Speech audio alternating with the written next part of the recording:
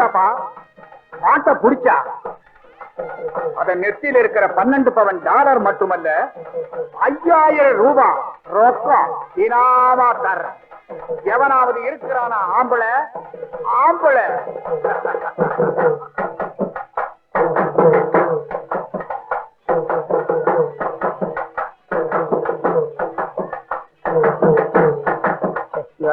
நீ போய் அந்த காலை எந்த விவகாரம் கேட்ட ஓடு.